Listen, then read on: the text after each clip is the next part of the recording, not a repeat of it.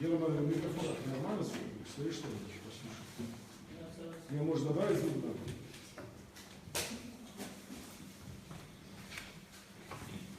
Как в нем бас-гитарист говорит.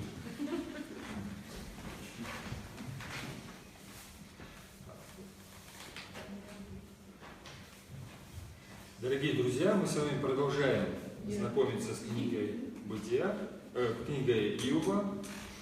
Вот, даст Бог, мы уже подходим к концу. Значит, самое основное и самое главное, да, это страдание в жизни человека.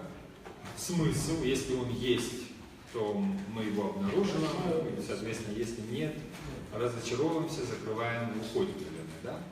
Вот. Но пока все было понятно, доступно, ясно для каждого из вас. Вот. Что у нас происходит? У нас, я напоминаю, Иов теряет своих близких, родных, детей, да, рушится его семья, он сам страдает, все напасти, которые только могут быть, мало того, что он теряет имущество, он еще теряет свое собственное здоровье. И вот к нему приходят 3 его друга, главная задача которых, как повествует сама книга, утешить, поддержать друга в беде. Все, что мы с вами до сих пор рассматриваем, это диалоги. Попеременно высказываются либо один из 3 друзей, либо сам Иов. В основном друзья говорят, Иов отвечает, затем друзья отвечают, и говорит, вот такого рода диалог мы с вами наблюдаем. Вот мы с вами подошли, сейчас у нас будет 19 глава, откройте, пожалуйста, книги на 19 главе.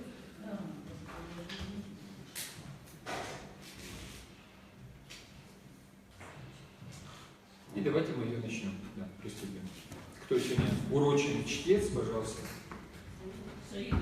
Пожалуйста, пожалуйста. Единогласно избранный, пожалуйста. Так отвечал Иов.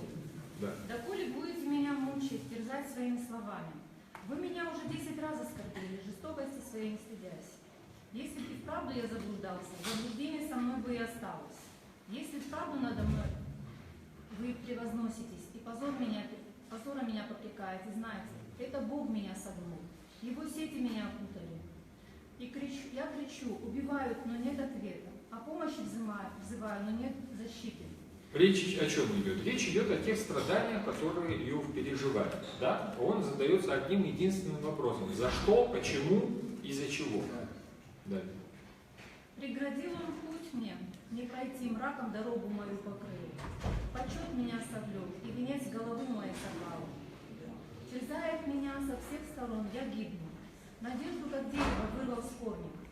Воспылал он на меня гневом, и к врагам своим причислил. Да, вот Иов перечисляет что? Собственные переживания по поводу того, с чем он столкнулся. Далее.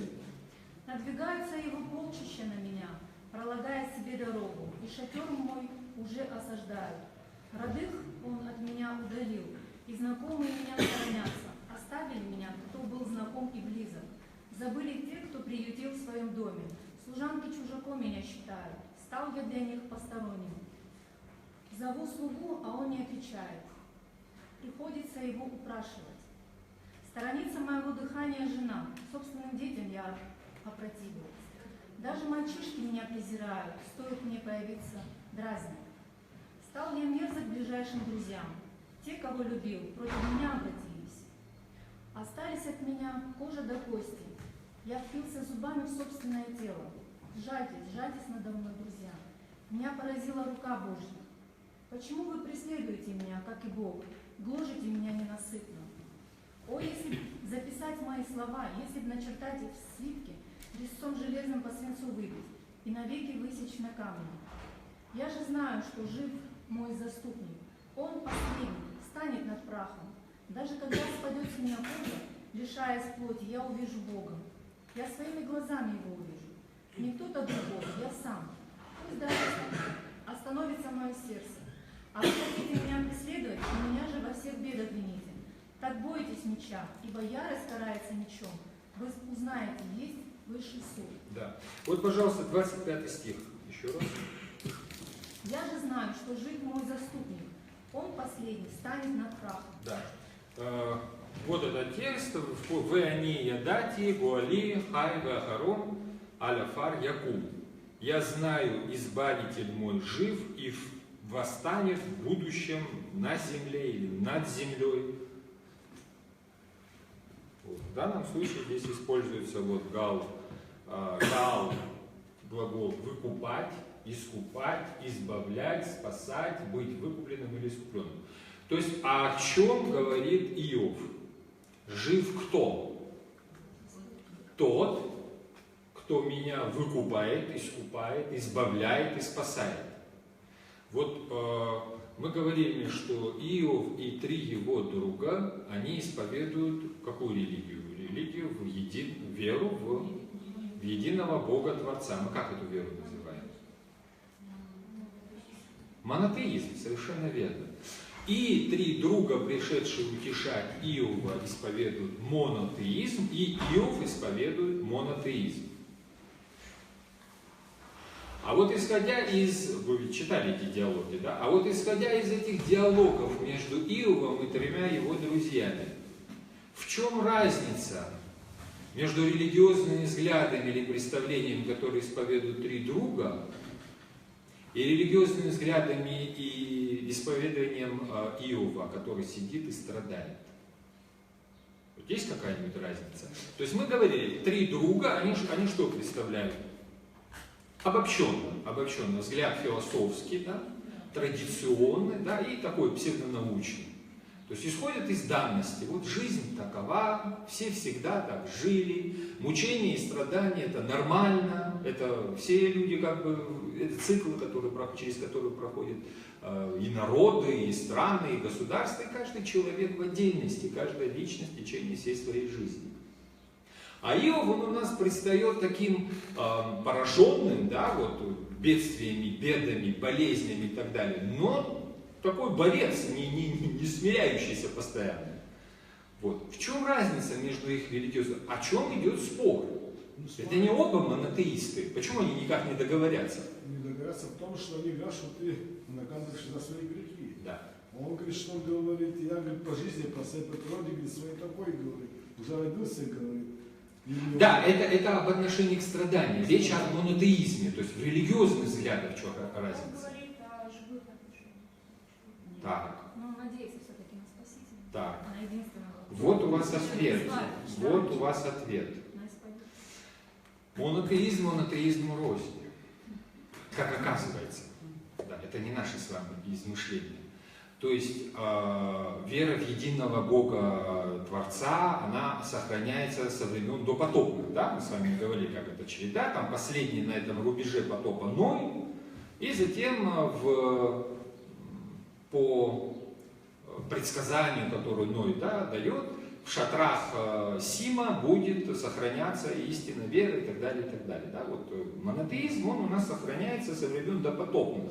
Правда, он все более и более блекнет, он становится все слабее и слабее. То есть политеизм захватывает, да, все эти территории, вера в разных богов, вот это ипостазирование различных сил природы, и поклонение им, различных чувств человеческих, и поклонение им, там, силе, да, грому, вулкану и так далее, и так далее. Не имеет значения чему и кому, оно все более и более захватывает, да, вот, территорию. Вот здесь мы тоже видим веру в единого Бога. То есть все 3 Елифаза и Бельдад, они ведь все исповедуют веру в единого Бога.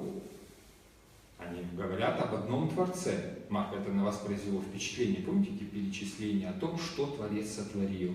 Да. О том, что все мироздание, оно подчинено единому Творцу, его промыслу. О том, что зло наказывается, да, добро наоборот поощряется. Это же вот, мы все это из их диалогов, собственно говоря, черпаем.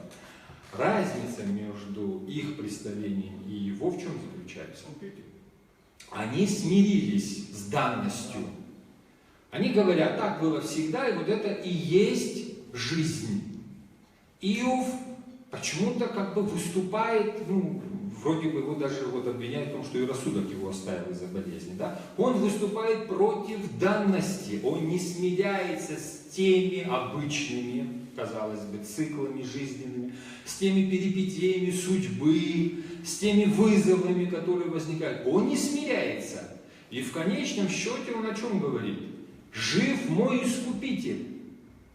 Монотеизм Иова предполагает некое избавление, изменение. Монотеизм Иова, он такой живой и агрессивный, если так можно выразиться. Монотеизм трех друзей, он такой покорный, пассивный. Ну вот текут они по этой реке жизни, и вносит она их. И все. Вот такая вера. Вот такая религия. И такого рода религиозные представления, кстати, они ведь никуда не делись вместе с людьми. Они сейчас у нас, они нас окружают. Иногда в какие-то периоды и мы их исповедуем. Вот такая вот покорность. Да, совершенно верно. Если можно к концу, запомните, пожалуйста, да, если можно, в самом конце у нас будет время для вопросов. И здесь возникает вопрос. Кто из них ближе к реальности, к действительности, к истине, к правде? Это вы априори, да, говорите? Или вы прочли все-таки книгу до конца? Да? То есть о чем речь идет? Иов говорит, должно быть вмешательство, он же апеллирует к кому? Не к людям, правда же? Не к философам, не к ученым, он апеллирует к Богу непосредственно. И Бога называет кем? Виновником всего, что с ним происходит. Он ни на кого не ссылается более, да? Он только на Бога уповает и ведет такой диалог, как бы, ну пока вот он на монолог больше похож. То есть Иов сам задает вопросы, и от лица как бы Бога сам и отвечает. Это достаточно сложно и не всегда правдиво, как вы понимаете. Но Иов апеллирует к искупителю. Кто такой искупитель? Впервые мы слышим об искупителе где? Это потом... Совершенно верно, в Эдемском саду. То есть впервые мы слышим о том, что ситуация изменится из уст самого Бога. Да? Змей будет жалить в пету, а он будет что делать? Поражать его куда? В главу. Что значит в главу? То есть в самую суть, да? Уничтожение зла по самой своей сути. В главу это значит окончательно навсегда. Змея без головы не живет. Вот.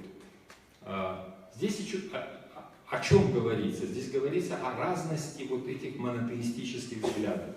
Живой монотеизм не предполагает никакой пассивности. Живой монотеизм предполагает то, что, ну, и понятно, что и предсказание это было, и пророчество это было, и откровение божественное это было, что это не навсегда, что произойдет изменение, что будет непосредственное вмешательство Бога, Искупителя. Вот эту древнюю религию исповедует Иов. И мы с вами это видим. И совершенно такой аморфный, пассивный монотеизм исповедуют три его друга. Да, представление о едином Боге существует, но это нечто такое далекое, абстрактное, для которого вот каждый раз мы читаем, да, они говорят, ну что ты для Бога, ты там муравей, ты там мушка, ты там прах, ты там ничто, Господь намного выше, Господь намного сильнее. То есть вот Бог, он такой становится все более и более трансцендентным, он все более и более как бы удаляется от этого творения. А вот законы мира, они же явные, да? Вот если на голову что-нибудь упадет, оно же реально ощутимо, правда же? Видите, не философское воззрение, а ваши рецепторы, нервные окончания, они вам покажут, да? Вот, тепло или холодно, больно или приятно и так далее, и так далее. То есть речь идет о чем? Законы мира, они берут верх над чем? Над религиозными представлениями. Да, вот эта сенсорика, вот она берет верх над тем, что там человек себе представляет в уме. А ведь мы с вами сказали, что произошла катастрофа. Грехопадение отложило отпечаток на всем мироздании. Мир, Он не таков, какой он был создан. Он не таков. Что Господь говорит? Это больше не сад. Ты будешь пахать в поте лица своего, а земля тебе что будет произойти? Да. То есть отношение мироздания к человеку, оно более не располагает. Вот все, что бы ты ни делал, будет через труд, через пот, через усилия, и еще неизвестно, какого рода будет результат. Еще далеко предсказать этого вообще невозможно. Да? То есть возникает противостояние мира, созданного Богом, и человека. И мир страдает, и человек страдает. Страдание привносится в жизнь. Жена страдает, да, вот продолжение рода связано со страданиями, да, с рисками и так далее, и так далее, и так далее. То есть страдают все. Семейные взаимоотношения мужа и жены, да, влечение там твое будет к мужу, он будет там господствовать над тобой и так далее, и так далее. Вот эта разница появляется, он господствовать будет. Вот такая сегрегация возникает, ну все что угодно возникает. Вот происходит разделение. А почему? Потому что все отпадают от источника жизни. И вот Иов исповедует у нас ту древнюю религию, при которой человек понимает, что в этой жизни он ничего уже изменить сам не может, поскольку он имеет дело с чем? С уже исковерканным космосом, да, то есть прекрасным космос, да, прекрасным, красивым, с мирозданием, но оно уже повреждено. Да, вот почему мы изобретаем колесо, почему мы двигаемся? Ну, потому что мы не можем никак иначе преодолевать пространство, да? Почему мы изобретаем лекарства? Потому что мы болеем, мы изменяемся, мы умираем. Почему мы создаем институты различные, социальные? Там? Почему у нас именно так развивается экономика, именно так развивается политика, да, вот по определенным законам, да, закономерностям. Почему это все происходит? Да потому что мир уже не тот, который был создан. И в этом мире мы постоянно сталкиваемся с угрозой. В мире присутствует то, что древние назвали изменением или смертностью.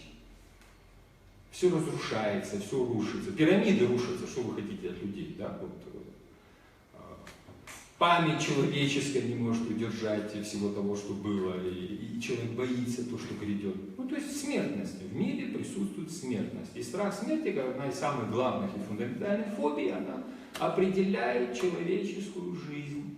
И нашу с вами, и поведение в том числе. Вот. А мы создаем что? Ну, для того, чтобы эрзаца Эдема, да, вот цивилизация наша постоянно создает такой эрзац Эдема. Ну, что это такое рая-заменитель? Вы помните, да, вот первые кузнецы в каком поколении возникают? Кто их родоначальник? У Адама было два сына. Авеля, как вы знаете, там первое убийство, да? Да, а вот второй сын Каин. То есть вот в поколении Каина впервые возникает что? Ремесла, цивилизация, искусство, первые играющие на свирелях и на арфах. Помните, мы с вами проходили? Они где возникают? Вот в поколении этой цивилизации. То есть человек борется, трудится, ему уже и отдыхать нужно как-то, да, и как это сейчас принято говорить, расслабляться, да? Вот. Возникает что? Искусство, играющие на свирелях. Они для чего играют на свирелях? Да, вот эти древние тональности, там, дарийский лад и прочие. Они что? Они настраивают душу, психику, душу. На что? На лирику. Есть марши, которые поднимают боевой дух. Есть те, которые на романтический лад настраивают. Правда же? То есть музыка влияет на человека. Вот это вот что? Райских-то звуков уже не слышит человек, он создает что? Заменитель. Да, он пытается, вот это эрзац рая, то есть он пытается чем-то восполнить то, что называют потерянным раем. Его надо восполнить, потому что клетки человека помнят о блаженстве, а человек стремится к счастью. Но счастья уже нет, блаженства уже нет. Он его что? Он его своими силами пытается что сделать? Да, совершенно верно. Искусственно воссоздать. Так возникает наша цивилизация. То, что мы сейчас имеем. Да? Мы трудимся, мы отдыхаем, мы расслабляемся, мы ставим какие-то цели, что-то там преодолеваем. То есть мы в меру радуемся и в меру печалимся. Вот так мы разбили собственную жизнь. Это все попытка. Почему человек пьет? Наркомания почему развита, да? Прелюбодеяние почему развито? Это же удовольствие. Человек же стремится к удовольствию, он же не имеет того удовольствия, которое имел в раю. Не имеет, значит он стремится. И пользуется всем тем, что у него есть после грехопадения. У него же нет памяти о том, что было до. У него есть некое влечение к счастью. И каждый человек стремится к счастью. А вот как он к нему движется? Какими путями? Чаще всего оказывается, что закон смерти берет везде вверх. Везде вверх. Да. Между удовольствием и смертью очень близкое вот, совершенно. Ну, если о рецепторах человека говорить, то человек готов себя убить ради удовольствия. Что уж там говорить. Да? Что мы с вами и наблюдаем вокруг и внутри себя. То есть ничего нового я вам сейчас не говорю. Итак, мы вернемся к Иову. Иов говорит об искупителе. Иов говорит о том лице, который непосредственно будет вмешиваться в жизнь мироздания и менять его. Ну, возвращать к прошлому или давать что-то новое, этого Иов еще не знает, этого в Откровении нет. Но кто-то от лица Бога должен это сделать. Вот Бог его должен послать, это должен быть посланник Божий. Человек это быть не может, поэтому все, как мы с вами говорили, обращаются непосредственно к самому Богу. 26 стих, пожалуйста.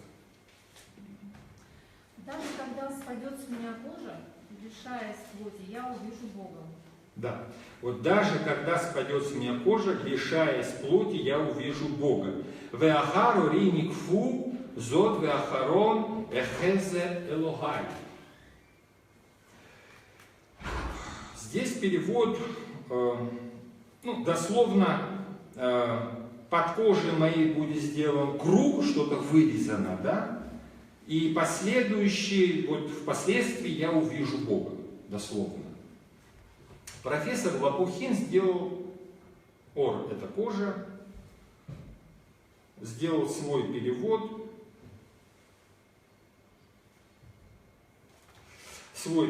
И он звучит так. После того, как моя кожа будет разрушена, из моей плоти я увижу Бога. Вообще о чем идет речь? Что это за образ такой, да? Ну, это же культура у нас, вы понимаете, они там с овцами, скотоводческая, да? С овцами, с коровами, с быками, с волами, овнами имеют дело, да? Вот, наверное, вы видели, как снимается кожа с животного после того, как его, то есть делается круговой надрез. Под кожей моей будет сделан круг, говорит Иов. И эта кожа сойдет с меня, будет снята, и я увижу Бога. Вообще, очень интересный, да, образ. Как этот человек, потерявший кожу, может что-то увидеть, тем более увидеть Искупителя. Что-что? Вот. То есть речь как бы, не совсем понятна, да? Вы видели, как потрошат животных, после того, как голова снимается, вот этот круговой обрез, и она просто снимается, вот, ее просто вот тянут вниз, каждый засветил, да, она сходит с животным, там, овна, козла, там, не имеет значения, с коровы, с кого бы то ни было. Делаются круговые насечки, кожа снимается. Странный образ. Иов увидит своего Искупителя, когда с него будет снята кожа. Но все вопросы отпадут, если мы с вами опять обратимся к предыдущим, да, частям Священного Писания, которые с вами уже изучали. Книга Бытия, мне впервые упоминается слово «кожа». Где? Как? Увереннее, вы совершенно верно, да. Кожаные ризы. Кожаные ризы, вот у нас это кожа, у нас он, да. Впервые у нас встречаются кожаные ризы, упоминается в 3 главе, откройте, пожалуйста, 3 главу книги Бытия. Вот она в самом начале, 3 глава книги Бытия, 21 стих.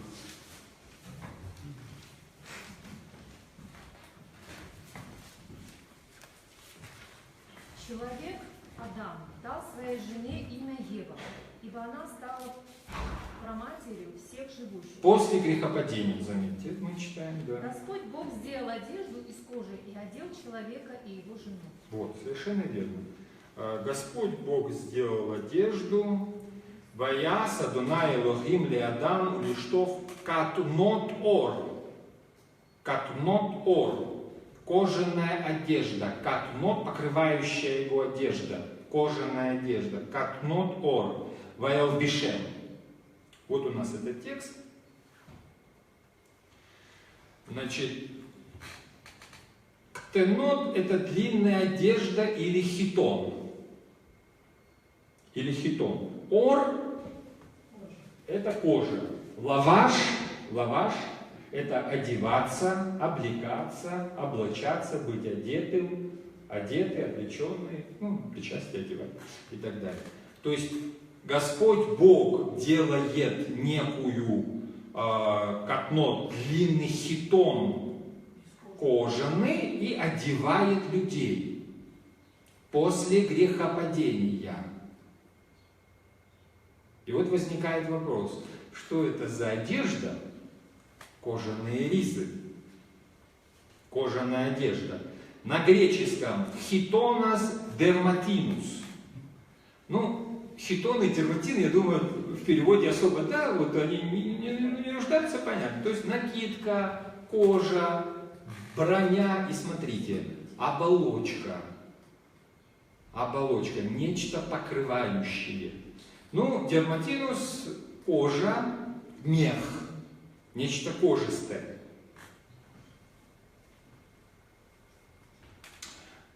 То есть в конце встанет над прахом он, если буквально, да? И когда кожа спадет с меня, я, лишившийся плоти, ну вот этой кожи, воплоти узрю Бога. Как это лишившийся плоти узрю воплоти Бога? Душа может быть. Было такое объяснение? Было. Дай Бог здоровья всем неоплатоникам, так и говорили. Душа находится в темнице, то есть в теле человека. Она мучается и страдает. И вот душа человека, она сама чистая, несчастная, беспорочная, а вот этот мир, он такой косный, злой и нехороший, только после смерти, соответственно, когда выпорхнет из этой темницы, человек обретает Волю. свободу, да, вечную жизнь, счастье и так далее. Вынужден вам сообщить, возможно, кого-то огорчить, что на Пятом Вселенском соборе это учение Платона, как и сам Платон, и неоплатонизм, были анафематствованы православной церковью. Ну, тогда общей церковью Востока и Запада. А вот из апостолов кто сказал, что То есть учение... до некоторых времен Бог заключил нас в тело. Да. Вот кто из апостолов сказал? Ну и что? Не он говорит, он до некоторого времени Бог заключил для нас в тело. Ну, это понятно. Это каждый из нас. Ну, Каждый из нас заключен в какое? Сейчас речь будет идти именно об этом. Какое? То есть представление, вот это упрощенное представление о том, что душа человека, вот она заключена в этом самом теле, и она на самом деле невинна, и вот такая у нас страдалица, а вот тело это вот некое зло, оно христианской церковью, ортодоксальной церковью анафематствовано. Анафематствовано. наказание. Да? Человек то есть, признано ложным и опасным. Ложным и опасным является заблуждением. Когда батюшка сегодня выходил с символом веры, вы что читали? Верую во единого, да, вот вы каждый раз, на каждой литургии читаете символ веры. Правда же? Да.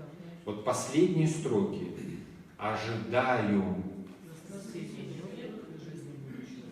Совершенно верно. Если душа так чиста, находится в теле и страдает, то зачем ей возвращаться обратно в темницу? Что это за такой символ веры, когда мы ожидаем? Что? Опять заключение в кандалы и жизни будущего века уже в кандалах?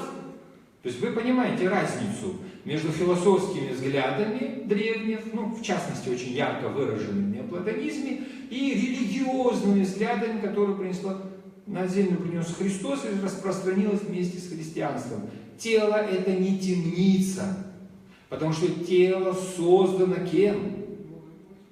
И там сказано «тов меот», все очень хорошо. Тело, оно равночасно душе. И разделять эти два понятия ни в коем случае нельзя, потому что греху подвержена душа и тело. Правда же? Мы же и душой грешим, и еще как. Помните, мы с вами портрет Оскара Уальда вспоминали, да?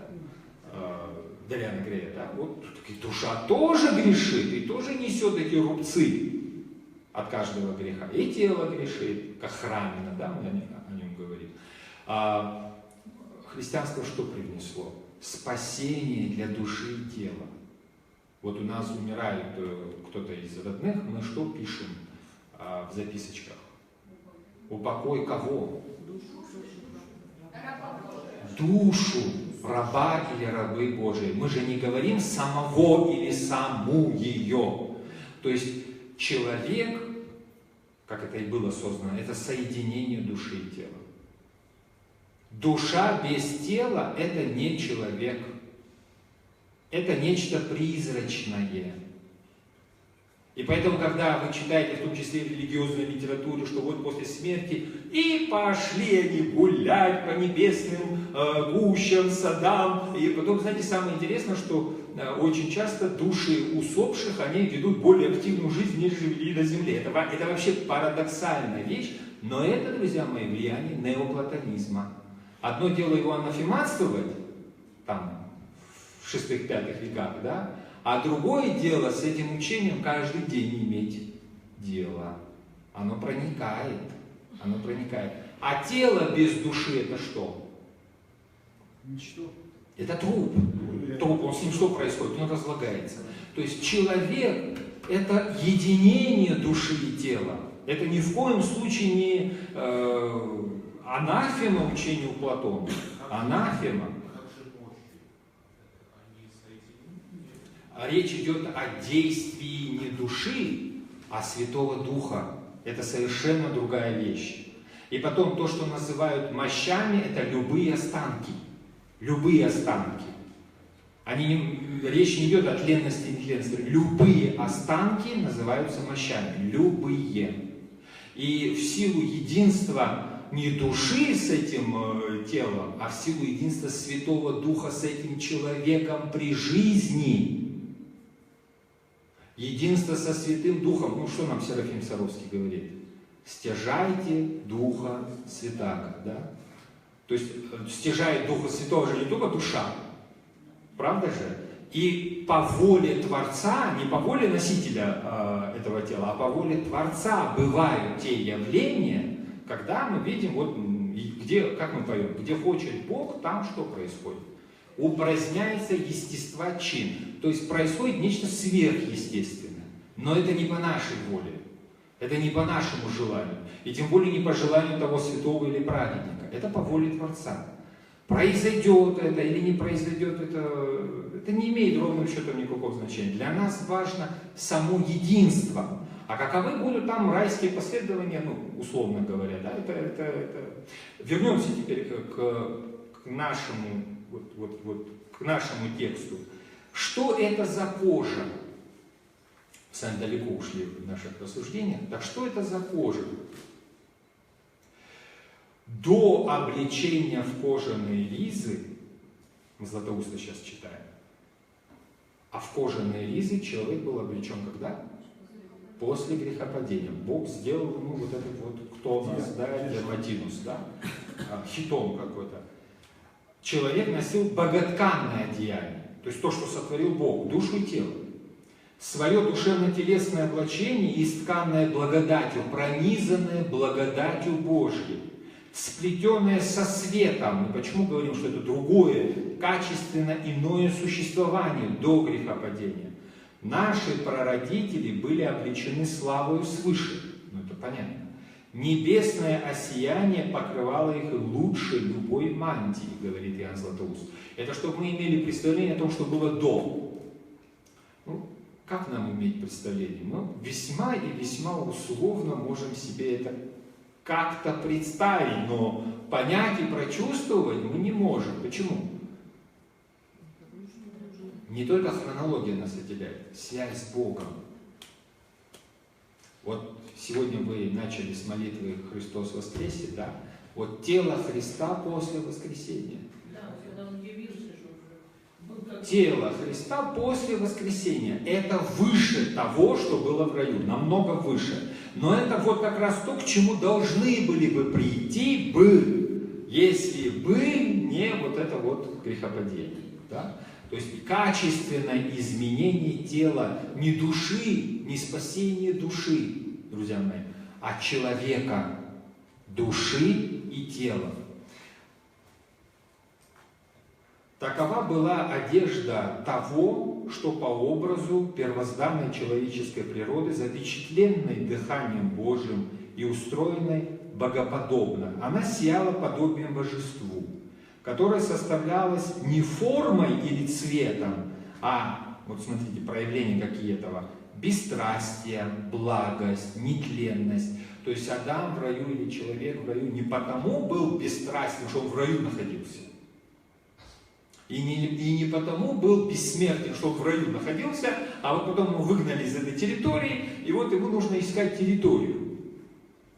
Обращает внимание на какие-то второстепенные вещи у нас всегда только дьявол. Ну что же не говорит, посмотри, вот там дерево, вот тут плоды, там сорвешь, поешь, здесь приготовишь, и будет тебе счастье, и будешь как Бог. То есть смысл в чем заключается? Все эти свойства, бесстрастие, благость, нетление, божественно созерцаемая как красота, есть следствие единства с Богом.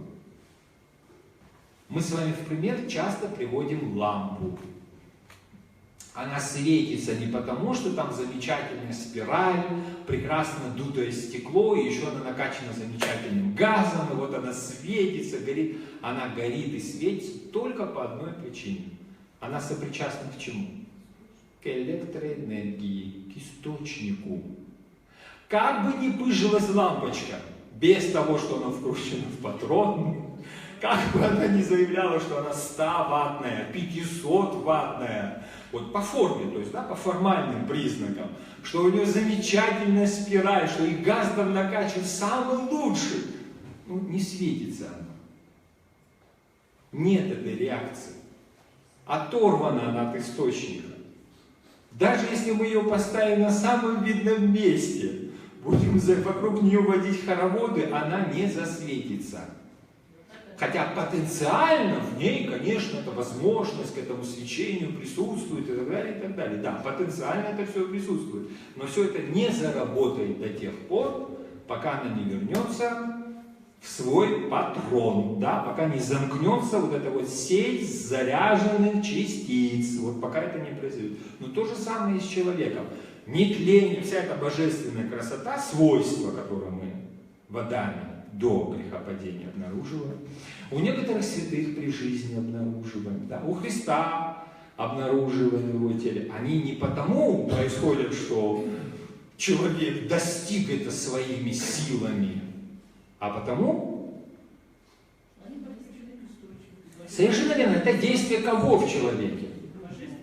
Совершенно верно, это действие Бога в человеке, это не продукт человеческого устремления, это не результат человеческих действий и усилий, это результат простого, обычного, ясного и понятного действия Бога в человеке.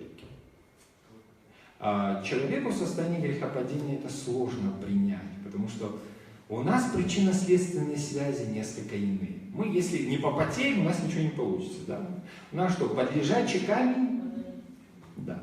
Хотя мудрые предки оставили нам такой образ Емели на печи. Вот вроде бы не делал, а получалось. Очень такой интересный образ, да? Но там было одно условие. На первое место Емеля что ставил? Собственное желание. Вот. перед собственным желанием, перед собственной хотелкой он ставил что? Да, совершенно верно, не себя. Не себя. И слушайте, все получалось. Понимаете, вот все получалось, все даже... Да, ну можно бегать за кольцами, там в кольцах делать, там еще в чем-то. Символы это рядом, ну посмотрите, а его как воспринимали? Совсем нормальный человек, социальная личность, да, вот она какая-то. Ну, это ладно, это вот о наследии в фольклоре потом. Значит, здесь у нас что? Кожаные ризы.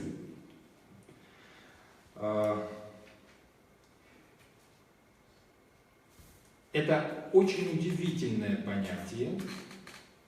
Оно для христианства фундаментальное.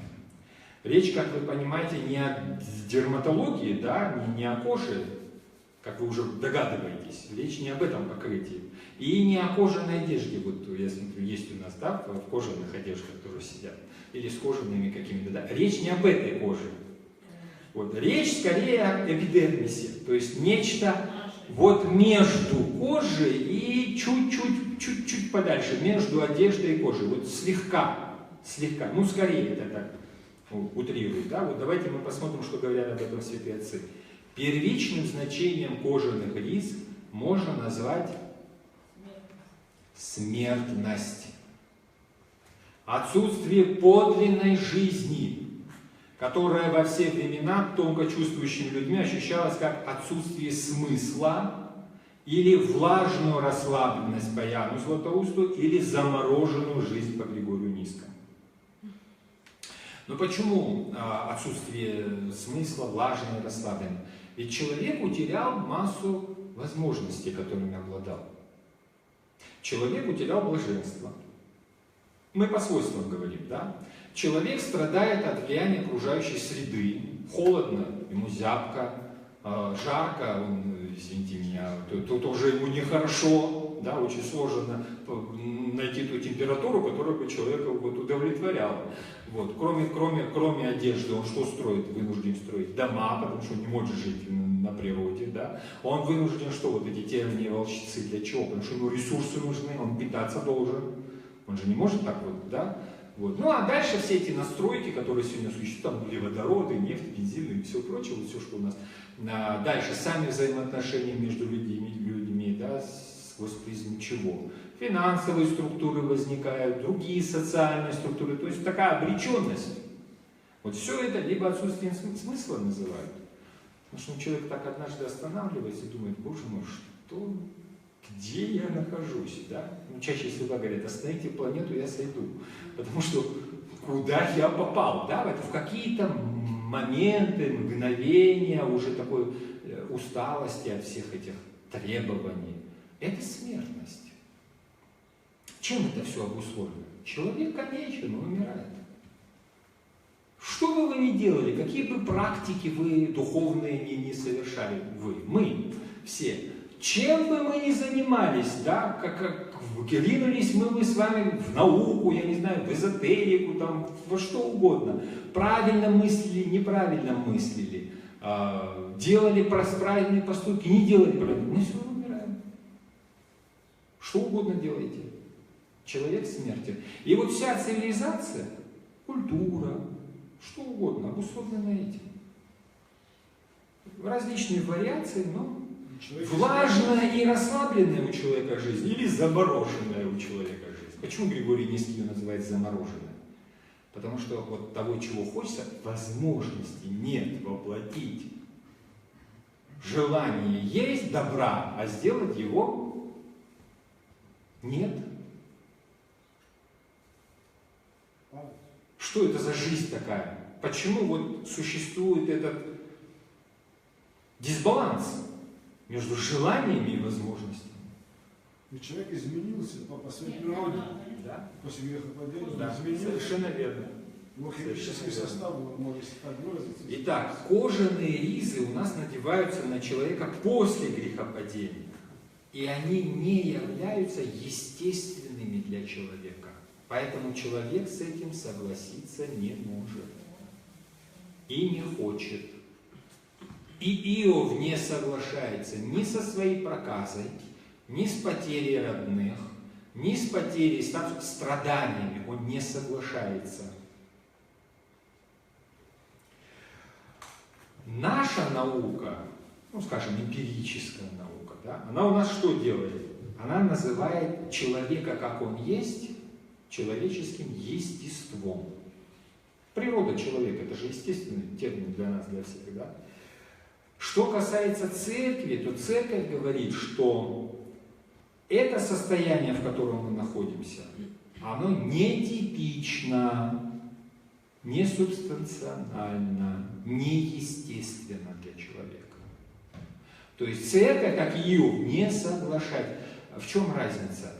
Почему мы всегда говорим о том, что христианство и гуманизм вещи несоединимые? Гуманизм смотрит и оправдывает человека таким, какой он есть. Церковь сохраняет сведения о том, что было, о том, что есть, это тоже учитывает, и, естественно, то, что будет или должно быть. Вот в этом разница. Мы с гуманизмом, нам не по пути, не по дороге. Мы не можем согласиться с тем, что легализует и даже предписывает гуманизм. Вот вся эта наша борьба с неравенством, вся эта наша борьба с убийствами, вся эта наша... Она почему возникает? Для гуманизма это нормально, для христианства это зло. Это зло. Пьянство это зло, садизм это зло, эвтаназия это зло.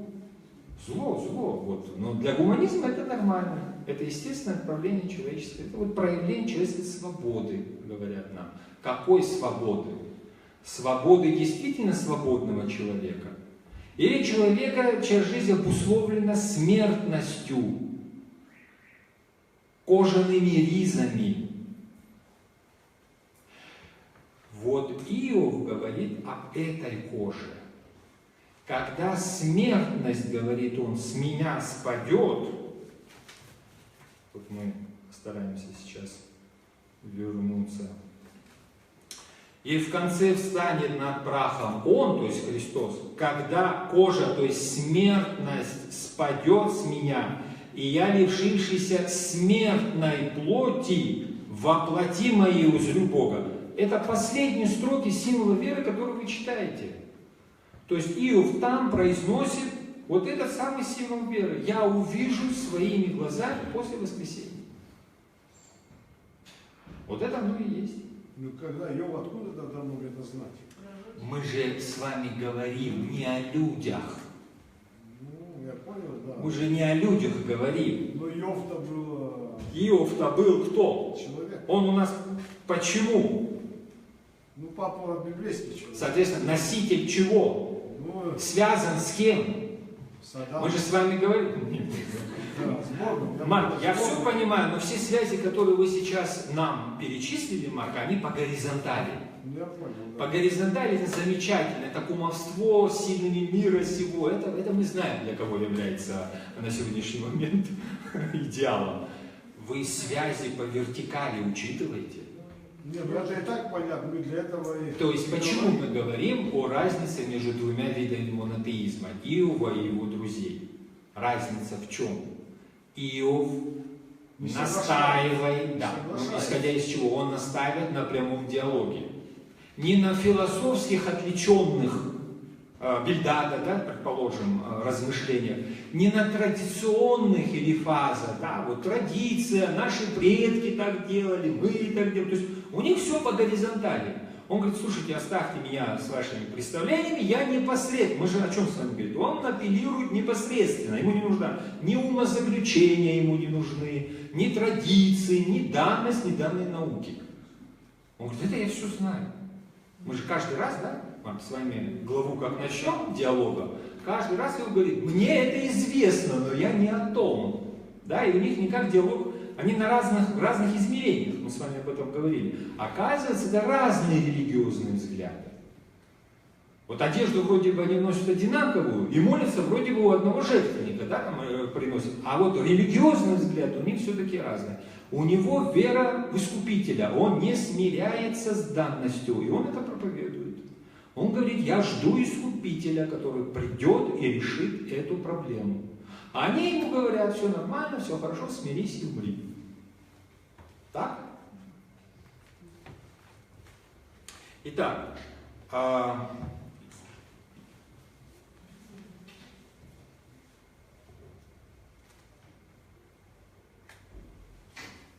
еще один аспект, который вы, наверное, тоже заметили. 3 друга пришли утешить Иова, но в результате, когда все свои утешения они выложили, как-то совсем абсолютно, да, неутешительно. И фактически, если вы по факту все эти диалоги рассматриваете, да, что получается? Жена есть рядышком, которая говорит, прокляни Бога и умри. Пришли друзья утешить. Ну, Иову и так плохо, да? Тут жена говорит, прокляни Бога и умри. Пришли 3 друга, и они ему что говорят? Ты согрешил в своей жизни. Смирись и умри. А ведь фактически это одно и то же. Никакой разницы нет. Утешение так себе, как мы уже говорили, весьма сомнительное. Фактически, сквозь призму жены и друзей у нас воспроизводится тот же самый диалог, который был в Эдеме. Еще раз вернемся, только уже не кожаным ризом, а чуть ранее. Что говорит этот товарищ, обвившийся на древе? Знает Бог, что когда вы совершите вот эти дела, да, сорвете плод, съедите, вы станете как боги. Не умрете, говорит он. Да? Она смотрит и видит, у нее уже процессы пошли, мы с вами говорили, да, уже все, страсти захватило силы разума, силы воли, все, прошли внутренние изменения, она видит этот плод, еще не ела, а он уже вкусный, да, мы же говорили, маркетинг самый такой хороший, в хорошем смысле этого слова, что самое что ни на есть. Он вкусный, сочный, не ела, никогда не пробовала, сама съела и мужу дала. То есть вот то же самое мы и здесь наблюдаем. Сорви, съешь и умри. И посредством жены, и посредством друзей говорит одно и то же лицо, о котором в свое время Христос сказал, вы отца вашего дьявола, дети, дьявола, потому что в похоти желания отца вашего хотите творить. Он человека-убийца из коней. Из-за чего эти кожаные ризы? Он убил людей. Он оторвал их от Творца. Он разрушил то, что было то в Неот. Прекрасно, весьма хорошо. Он разрушил это все. Он человека-убийца. И он клеветник. Он обманщик.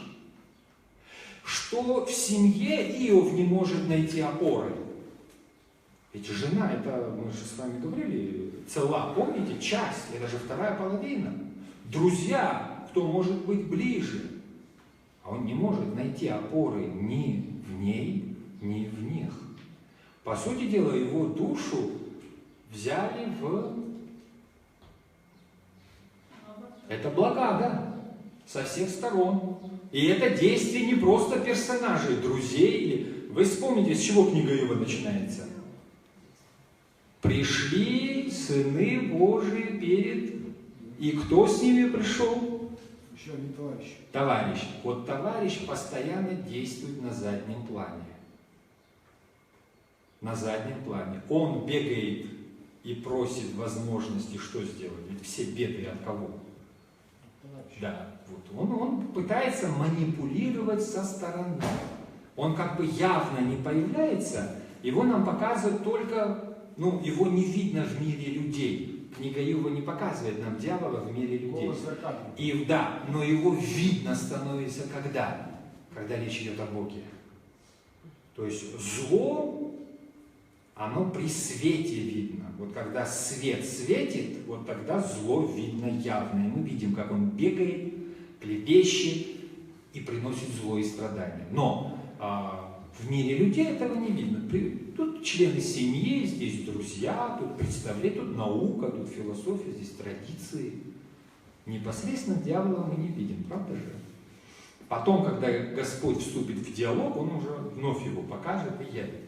Но это будет чуть позже. Здесь 27 стих, пожалуйста. Я своими глазами его увижу. Не кто-то другой, я сам. Пусть даже остановится мое сердце. Да. Здесь этого текста, к сожалению, нет.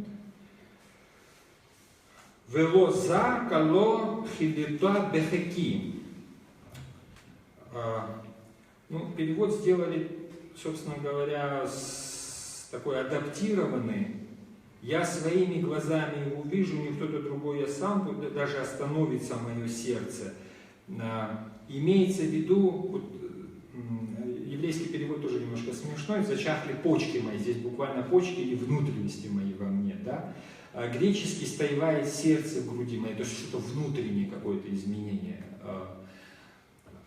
Такое устремление, такое большое внутреннее устремление, такая внутренняя взбудораженность увидеть Искупителя.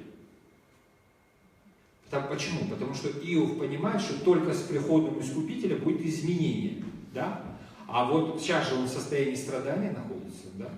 В данный момент он ведь испытывает страдания. Естественно, он понимает, что ни супруга, ни друзья ему не помогут.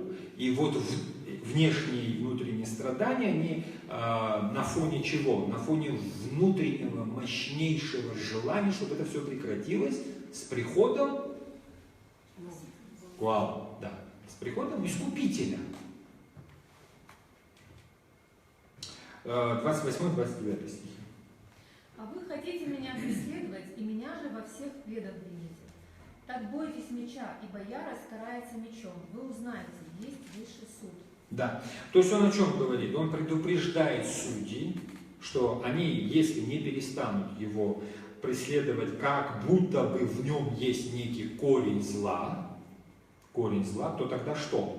Тогда сам Господь будет их судить, и в этом суде ничего хорошего для них не будет. То есть он опять апеллирует к кому? К Творцу. 20 глава, пожалуйста. Вот сейчас продолжатся диалоги, о которых мы с вами уже читали. Вот первые 4 стиха, пожалуйста. Так отвечал Сафар из Наам.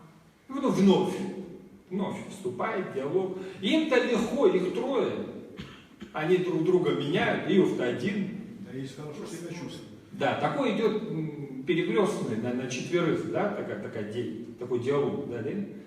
Не дает мне молчать моя тревога, понуждает меня забота. Я слышу обидные упреки, это дух говорит, которого я не понимаю. Это очень хорошая иллюстрация разности религиозных взглядов. Они не потому, у них разница-то не в том, что они неадекватно воспринимают страдания. Они видят, и он страдает, и они понимают, что такое страдание. Но разница религиозных взглядов, очень тонкая материя. Что-то внутри бурлит и не позволяет с этим согласиться. Никак. Вот человек слышит, и все в нем. Почему? Потому что у него религиозные взгляды иные. Он не может с этим согласиться. Обидно ему такие вещи слышать. Он-то верит в Бога, который вот всем... Обидно такому монотеизму. Обидно слышать монотеизм с Искупителем. Мессианский монотеизм. Пассивный монотеизм, он спокойненький. Умер, родился, на все воля Божья. Ему очень... Как? Что значит обратиться к Богу, вызвать Бога на диалог? Ты что, с ума сошел? Фактически вот они в этом его обвиняют, что у него повреждение психическое. Как это? Апеллировать к самому Творцу. Смирись и умри. Далее. Разве не знаешь ты, что от начала, с тех пор, как поселил он на земле человека, ликование нечестивца ненадолго? Да, и пошла мораль. Мораль, вот вы видите, да? И пошла эта мораль, праведники они праведные, с ними все будет хорошо, грешники они злые, с ними все будет плохо. То есть в разных вариациях фактически одно и то же плетение словес. Уже и словеса одни и те же. Вы знаете, они даже не то, что мысли новые никакие не заговорили, они уже повторяют друг друга. Уже происходит такой вот, да? И вот 21 стих, пожалуйста. И ничто не спаслось от его пасти. 21 стих. Да, дальше, далее. Далее, Потому благополучие его ненадолго. Да. Идет беда среди изобилия и довольства. Все несчастья постигнут его разом. Битком набито его брюхо, но падет на него гнев Божий. Да, вот на этом можно остановиться. Мораль. Первые стихи вы возьмете, середину текста и возьмете конец, идет морализаторство. В данном случае никчемное и беспощадное, потому что кому оно обращено? К человеку, который страдает, невыразимо страдает. А его вот еще и плетью морали стекают. В принципе, это можно оставить и сразу 21 да. Так отвечал Иов. Выслушайте мои слова и хоть этим меня утешьте. Потерпите, пока я говорю, а когда скажу, издевайтесь. Вы вот посмотрите, бедный человек, в каком он состоянии находится. Он сам предлагает нечто для утешения. Да? Вводит какие-то определенные правила для диалога. Пытается, во всяком случае, ввести, потому что невозможно их слушать. Вот вы себя поставьте на его место. Да? Что это? Это пытки. Это пытки. Что за морализаторство, да? И он о чем предупреждает? Он предупреждает о том, фактически в этой главе, что из судьи небесного не стоит делать судью земного. Усваивать свои представления о суде Богу. А потом мы у пророков будем с вами читать о том, что Господь прямо говорит: ваши мысли это не мои мысли, ваши желания это не мои желания. Но человек, он же крутится в этом колесе уже испорченного мира, он же носитель этих кожаных рис, да? То есть он уже раб чего? Он раб греха. Совершенно верно. И вот представьте себе, раб греха пытается рассуждать о свойствах Творца. Вы вообще представляете себе, что происходит, да? Насколько это абсурдно. Но пытается да, усвоить. Я знаю, какой Творец, говорит он. Я знаю, да, я раб греха, я поклоняюсь греху, и мой отец кто? Дьявол. Потому что я ему служу, но я знаю, какой Бог. Абсурд? Абсурд, совершенно верно. И вот Иов их предупреждает. Не делайте этого. Не усваивайте свои представления о своем земном суде, судье небесном. Это вот вся 21 глава. Почему? Богу в Священном Писании, Нового уже Завета, естественно, дано определение. Иоанн Богослов его произносит никак не абстрактно. Прямо, ясно, четко, недвусмысленно. Бог есть. Вот, мне подсказывают. Бог есть любовь. То есть, понимаете, но это откровение, это полнота откровения, это мы во Христе видим, да? То есть это ведь нельзя требовать от тех людей, которые живут вот в этих кожаных ризах и страдают в Ветхом Завете, да? Вот требовать нельзя. Но полнота откровения говорит нам, что Бог есть любовь. Значит, цель Бога – это не засудить человека за его преступление, а спасти.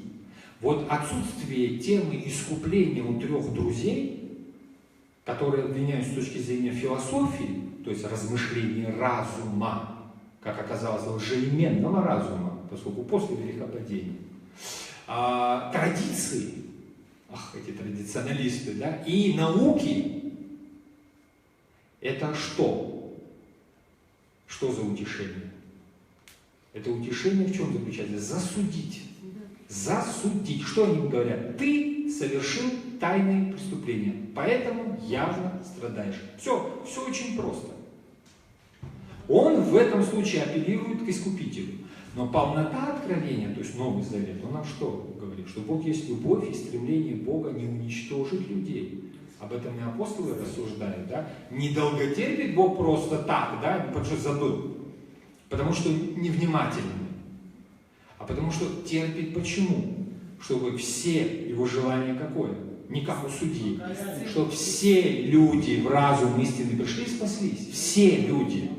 Не избранные какие-то, да, мы о предопределении же все-таки не учим, в отличие от наших собратьев. А речь идет о том, чтобы спасти всех людей, потому что любовь не выбирает. Этого я люблю больше, этого я люблю, эту люблю меньше, ту я отправлю на каторгу, а этих вот я... Такого нет у Бога. Он стремится спасти всех.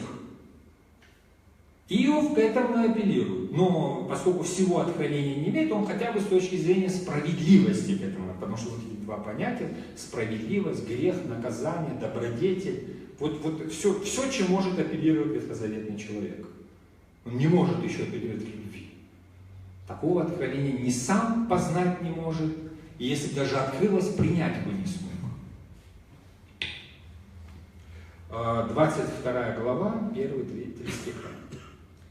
Так отвечал Элифаз из Темана. Да, а тут друзья-то не унимаются. Что толку Богу от человека? Вот договорились. Дальше. Что толку даже от самого разумного? Да. Что за радость всесильному от твоей правоты? Да, и вот с 21 стиха, пожалуйста. Не враждуй с ним, помирись, и тогда придет тебе благо. Угу. Из уст его наставление прими, и вложи его слова в свое сердце. Обратись ко всесильному, и преуспеешь, и только грех из своего шатра изгони. С пылью смешай свое золото, сокровища из Офира с речной галькой. Пусть всесильный станет твоим золотом, будет тебе вместо груды серебра. В принципе, можно остановиться. Резюме какое? Они не слышат Иова. Он им пытается все это донести, они его не слышат. У них продолжается вот это вот, как мы ее назвали в прошлый раз, пластинка, да? Она уже скрипит, из нее уже ничего хорошего, никаких звуков, никакого благозвучия не исходит, она уже заезжена. Но они продолжают, они не слышат, что пытается им сказать этот страдалец.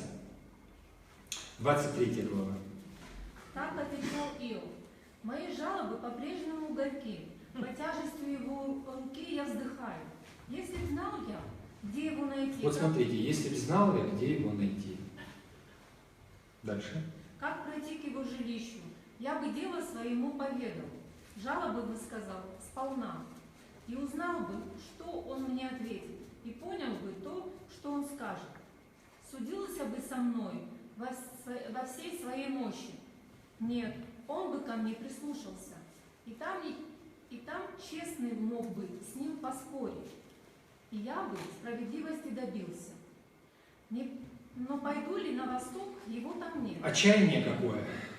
С кем мне вести диалог? Пойду на восток, его там нет. Далее. И на западе его не встречу. Вершит ли, что на севере, мне не видно. На юг ли повернет, я не замечу. Зато мой путь ему известен. Меня, как золото в горниле, испытает. Да, то есть опять в чем он обвиняет? Он обвиняет в том, что я не могу апеллировать непосредственно, требую, но не могу, потому что где мне искать Бога? Где я его увижу? А он-то меня судит и не дает мне, ни за какую малейшую прилы поблажки. За каждый грех по полной приходится отвечать. Да? А вот тут, конечно, вы параллели с царем Давидом, с Псалтырем не можете не заметить. Только у царя Давида все иначе. Это же уже пост-иовский период. Посмотрите. «Каму пойду от духа твоего, от лица твоего каму бежу. А еще взыду на небо», царь Давид говорит, «ты там еси. А еще снеду в ад, там еси. А еще возьму крылья мои раны и вселюсь в последних моря», то есть в мгновение ока пересеку море и окажусь в самом конце края, да? И там рука твоя наставит меня и удержит меня десница твоя. Вот что пишет царь Давид. «Господи, ты испытал и знаешь меня». Это уже русский перевод. С Сажусь ли я, встаю ли, ты знаешь. Мои мысли понимаешь издалека. Иду ли я, отдыхаю ли, ты видишь. И все пути мои знаешь. Нет еще слова на устах моих, но ты, Господи, его уже знаешь. Ты вокруг меня, и впереди, и позади, и кладешь на меня свою руку. Ведение Твое удивительно для меня, слишком велико для моего понимания. Куда могу уйти от Твоего Духа? Куда могу убежать? Разница. Иов ищет, чтобы высказаться, а царь Давид уже знает, у него полнота откровения. Он говорит, ну куда бы я ни пошел, ты ведь везде со мной. Не надо никуда бежать, не надо никуда подниматься. Куда могу убежать от Твоего присутствия? Поднимусь ли на небеса, ты там? Сойду ли в мир мертвых, ад, и там ты? Взлечу ли на крыльях зари? Поселюсь ли за дальними морями, то есть вместе с зарей, со скоростью света умчусь на тот край, иначе говоря. На западе, даже там Твоя рука поведет меня, Твоя правая рука удержит меня. Бог везде. На краю неба, на краю мироздания, под землей, на горе. Он, его присутствие для царя Давида ясно везде. Дай Бог, чтобы такого рода присутствие и у нас тоже сохранялось, конечно. И с еще одним псалмом, да? Чем возмущен Иов, потому что в страдании, конечно, присутствует и возмущение. Я тебя увидеть не могу, чтобы пожаловаться на свою судьбу, но ты меня постоянно наказываешь. Посмотрите, вот 7-й псалом, да? Господи Боже мой, на Тебя уповаю, спаси меня от всех гонящих меня и избавь меня. Да не похитит враг, как лев, душу мою, когда нет ни избавляющего, ни спасающего. Господи Боже мой, если я соделал это, если есть неправда в руках моих, у него же то же самое, да, у Иова. Если я воздал воздающим мне злом, то пусть падут на меня, паду я без сил от врагов моих.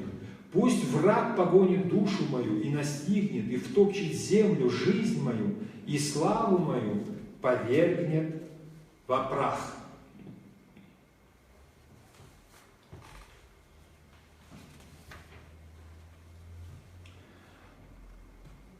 Так, давайте 27 главу, первые 6 стихов.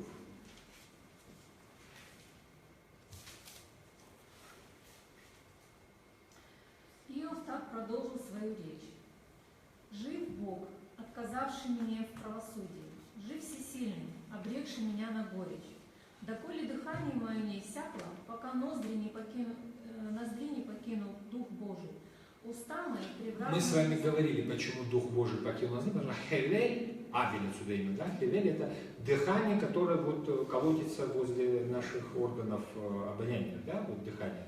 То есть вот этот воздух, он и был духом, хевель, он и был духом, который свидетельствует о жизни или о пустоте, или о тщете. То есть мы же не контролируем дыхание, да, оно произвольно совершается. Дальше. «Уста мои превратного не скажут, и ложь языка не светит. Ни за что я с вами не соглашусь, пока жив, не отрекусь от своей непорочности». Да, вот смотрите. То есть Иов настаивает на отсутствии той вины, в которой они его обвиняют и обрекают, соответственно, на смерть. И требует личного суда у Бога. Личного суда у Бога. Непосредственно, без посредников. Почему? Потому что положение Иова, положение обреченного, мы с вами говорим, он рождается в потоке греховном, мире греховном. Ну, извините, если мы в болото опустимся, мы волей-неволей приобретем свойства этого водоема, да? Вот. И он говорит, это обреченность. Все обусловлено законами, в которые я уже попал. Да? Но что происходит с Иовом? Конечно, друзья все-таки оказывают на него внимание, потому что из его диалогов мы все-таки видим, что да, он апеллирует совершенно верно, да, он не хулит Бога, да, он ратует за то, чтобы Бог был сам искупителем и судьей для него, то есть помог ему выйти, но не находя ответа, и имея вот это вот вокруг себя окружение такое, да, супругу, которая говорит, похули Бога и умри, друзей троих, которые говорят, ты все-таки грешен, эрозии подвергается и религиозный взгляд самого Иова. Он начинает оправдывать себя. Вот эта нотка у него возникает. Не исходя из того, что он прав, а исходя как бы из того, что, ну раз Бог не отвечает, то вот этот элемент самооправдания, это хотя бы единственное, за что мне можно зацепиться. Какого рода самооправдание? Не то, что я не грешил. Нет, не об этом речь. А о том, что я нахожусь во грехе. Все грешат, и я грешу. Да. Вот этот элемент такого самооправдания появляется в устах Иова. Да. Но речь не о друзьях. Не Бельдар добивал Марк все-таки. Речь о том, кто стоит за ними. Да? Удары самого отца лжи выносить достаточно сложно. Это нелегко, друзья мои. И мы сами падаем под этими ударами. Каждый из нас об этом знает. Да? И вот его, как это вот такое слово применяют финансисты, девальвация, да, вот его религиозных взглядов, она происходит. Да, это как река подмывает берег. Какой бы он скалой не был, река все-таки подмывает его религиозные взгляды. Но, как совершенно верно учит нас Церковь, Господь не позволяет произойти с человеком тем искушением, которое выше божественного милосердия. Вот тут я прошу обратить внимание, не тем искушением, которое человек не может вынести, и на какие у него нет сил. Это вот уже несколько такая, знаете, поздняя интерпретация. Не бывает искушений больше, чем благодати, которую дает Бог. Да. Вот о чем идет речь. А силы человека, они постфактум, исходя из действий Божьих. Вот это нужно учитывать. И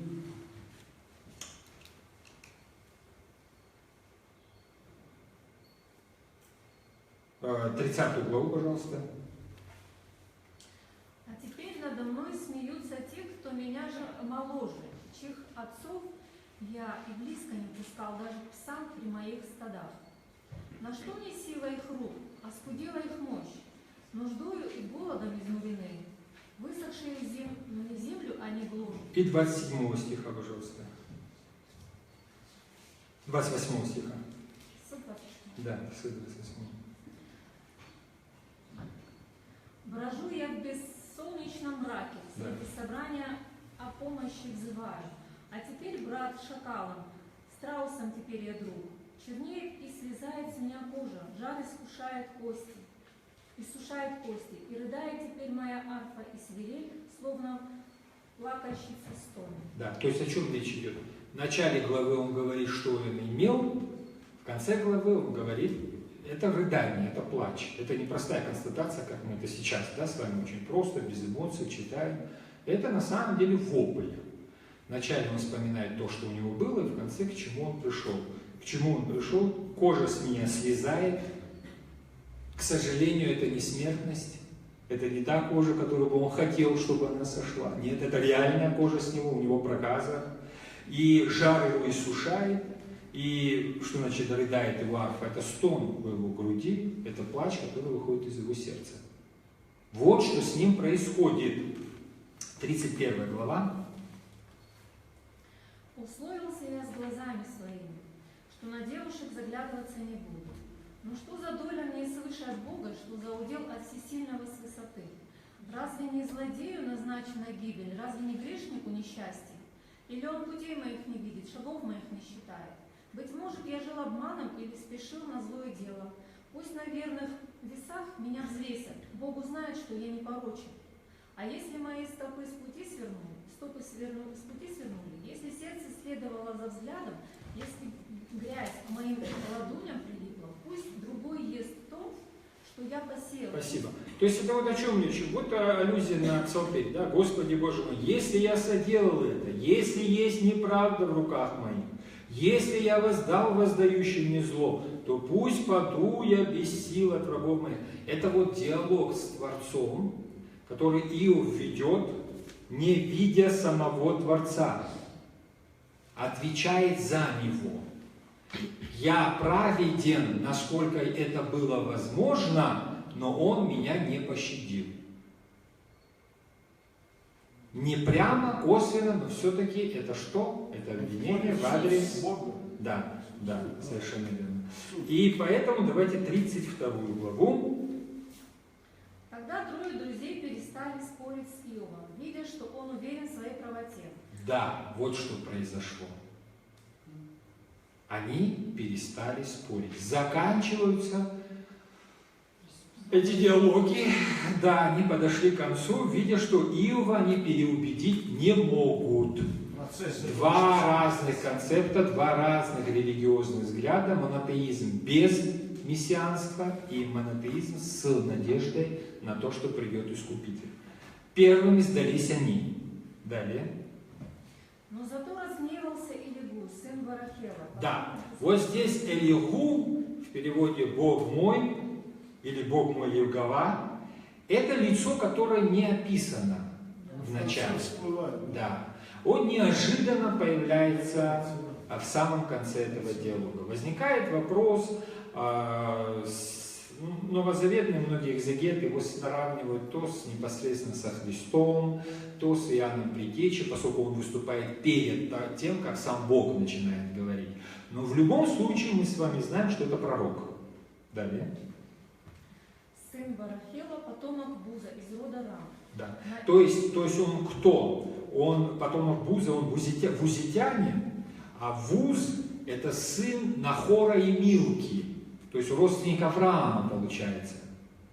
Вот такую параллель тоже проводят. Далее. На Иова он разгневался за то, что тот считал правым себя, а не Бога.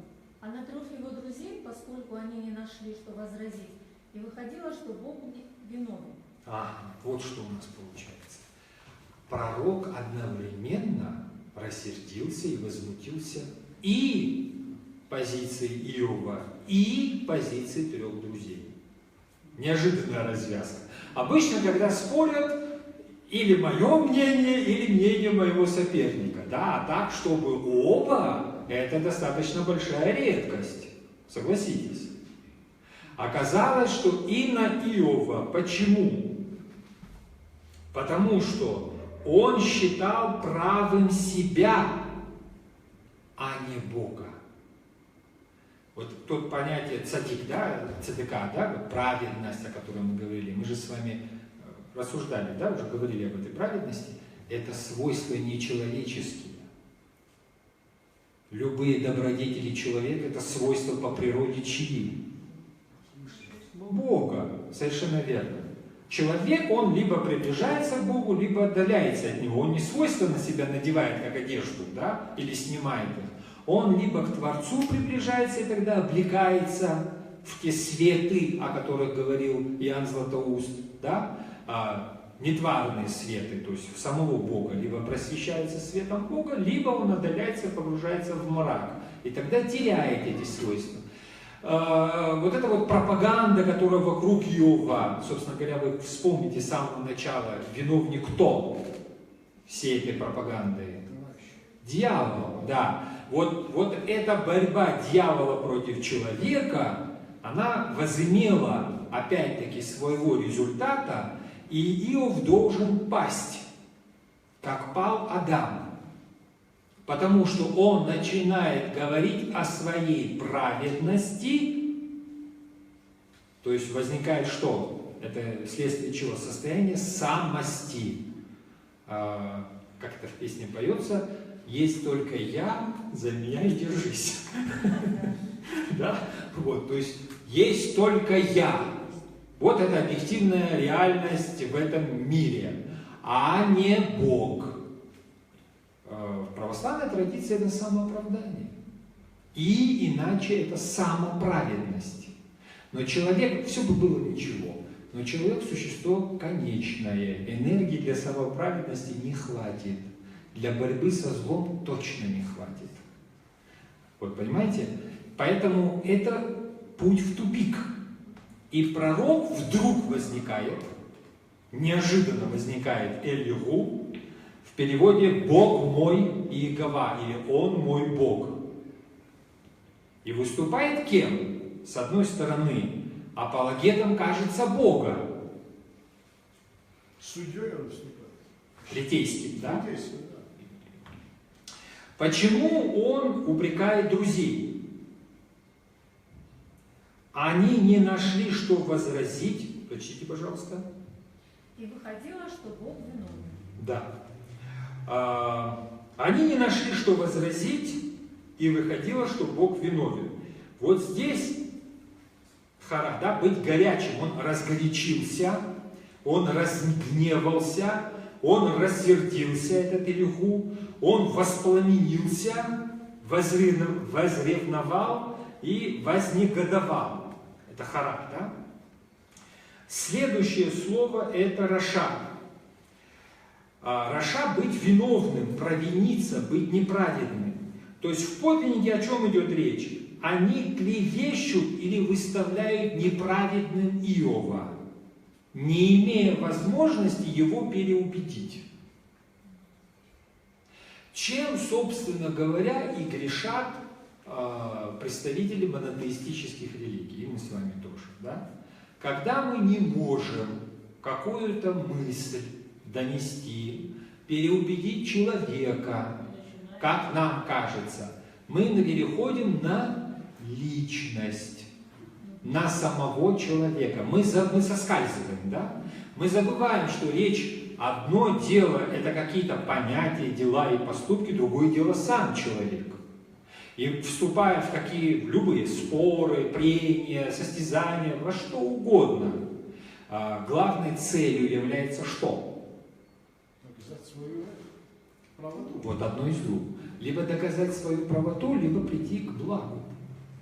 Если вот как у Сократа, да, достигнуть блага, тогда мы не переходим на личность, мы не говорим «а вот он!» И дальше идут такие красочные эпитеты, или она, да, которые, во всей полноте должны его охарактеризовать как никчемного человека, не способного приобщиться к истине, которой, конечно, мы обладаем, безусловно, да. Вот. Если же мы стремимся к благу, тогда у нас совершенно иной подход. Мы не соскальзываем на уничтожение личности. Как мы можем? Какая цель у нас стоит?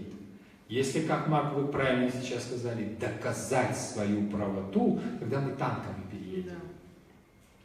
Мы уничтожим и человека, и его мнение, и его близких, и всех, кто рядом с ним, и всех, кто даже хоть сколько-нибудь нам противится, мы просто за ценой не постоим. Уничтожим все и вся. И в этом случае покажем суть этого прения. То есть мы не на стороне истины, а мы на стороне Отца, потому что Он человека-убийца. Задача не заключалась в том, чтобы привести к истине, заключалась она в том, чтобы уничтожить живое существо. И поскольку мы сейчас подошли с вами уже час, вот, на этом мы с вами остановимся. Окончание на следующей нашей встрече. И вот теперь, если есть у кого вопросы, пожалуйста. Но у меня был вопрос. Да, пожалуйста. Я вот всю жизнь, когда мне не хватало смирения, читала благочестивый Иов. Теперь из вашей лекции я поняла, что он не смиренен. Он наоборот. Я так поняла или не так? Да, скорее всего, отчасти, Марк, вы правы. Да, вам, конечно, нужно в комплексе все-таки обратить внимание. А почему мы говорим об отсутствии смирения? Иов не смиряется перед грехом. Здесь разница. То есть 3 его друга, которые пришли его увещать, да, они предложили ему на выбор. Ты находишься в неправильном состоянии, говорят они. Бог наказал тебя, потому что ты грешник. У тебя были какие-то тайные грехи. Ты вот их совершал, не исповедовал перед Богом, и Бог тебя наказал. А Иов, он другой совершенно взгляд. Он говорит о том, что, ну, во-первых, он всегда боялся грешить, поэтому его праведником-то и называем, да? А не смиряюсь я потому, что Бог наказывает за грех, а я грешу в силу наличия греха в природе. Таким родился. Да, я вот, это все мироздание находится в таком состоянии. Совершенно верно. Вот, то есть, вот тоже апологет или Иуд, да. Вот, то есть, он не смиряется перед греховностью. Они говорят, греховность это фактически нормальное состояние, Бог наказывает, и, соответственно, человек, носитель греха, умрет. Так же, правильно? Обычно мораль об этом говорит. Но Иов-то что подчеркивает? Все носители греха. Все повреждены.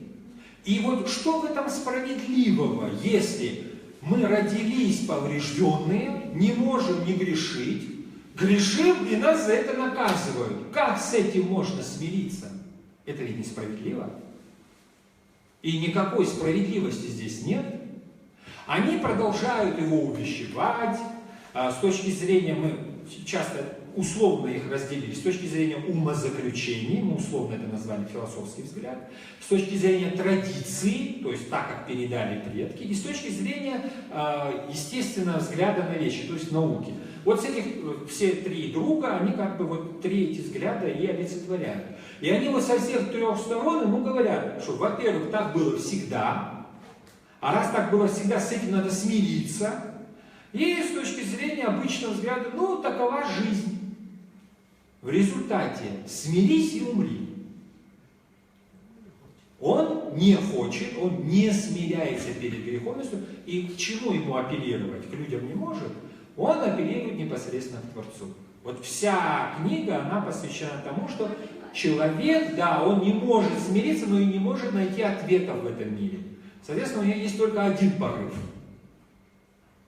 Поэтому он у нас бунтарь с точки зрения того, что в нем есть образ Божий, который не создан для смерти, не создан для страдания. И этот образ Божий, он же образ слепок, да, он к своему первообразу стремится. И это понятно, он стремится к Богу, кому еще? Вот с этой точки зрения он бунтарь, он бунтует против греха. Против того, что в наследие ему оставил его пратец, наш пратец Адам. Не соглашается с этим. В конце этой книги мы видим, что оказался более прав, нежели три его друга. Еще какие-то вопросы? Еще один вопрос. Да, пожалуйста. Это лампочка, чтобы подключиться. 30 монастырей вот объехал. Ну как впустить Бога? Ну хочу, ну не получается. Ну вот и Библия читается. Ну где? Где? Господи, помоги, уже приехала. 35 лет здесь была, в советское время, еще монастырь был не такой. Ну вот смотрите, мы сейчас только что с вами 7-й псалом, 7-й, по-моему, был, да? Да все понимаю, где? Ну вот хочу. Вот если подниметесь на гору, спуститесь в бездну, На коленях бы поднялась. Как да, если куда бы угодно. Да, лишь бы сняли все и подключили. Вот в чем проблема? Проблема в том, что он с вами лезет туда, куда вы стремитесь. И по этим 30 монастырям он за вами ездит. Вы понимаете, что происходит? А Христос-то о чем говорит? «Се стою и стучу, жду, отворят мне». И слышу уши, вот все Вот оно в сердце, да? Вот стучу, отворят ли мне? Если отворят, зайду, и вечеря, это вечеря любви, да, вечерять с Отцом моим мы будем. Вот Откровение Иоанна Богослова, Священное Писание. То есть вопрос, когда ставится, где в плане пространства и времени, ответ очень простой, здесь и сейчас. А если конкретно локализировать, да, вот где у вас бьется самый важный жизненный орган, вот там. Я понимаю, вот 2008 год была, приехала в Москву, я не москвичка, я любила людей. Опять меня вот эта суета, опять я зубы свои. А вы знаете, это для вас для вас нормально, для вас это нормально, как и для каждого человека. Если вы думаете, что люди, пребывающие в монастыре, не испытывают то же самое, если вы думаете, что стены монастыря, купола или какие-то сакраментальные места, они только лишь напоминают, лишний раз напоминают, но не более того, они не имеют своей силы. Сила есть только Божья. Действие есть только Божье. Поднимитесь на Синай, спуститесь в самые низкие монастыри, куда угодно. Он за вами гонится. А не так, чтобы вы за ним гнались и поймать не можете. Потому что ваше сердце убегает. Проблема не в том, что он убегает от вас, ваше сердце убегает. То есть Господь о чем говорит? Их сердца стоят от меня далеко, а он стоит рядом. Вот там, где у вас бьется, там, где у вас чувство, там, где у вас вожделение, там, где у вас вот эта вот устремленность к нему, там и он. Пожалуйста, помолимся.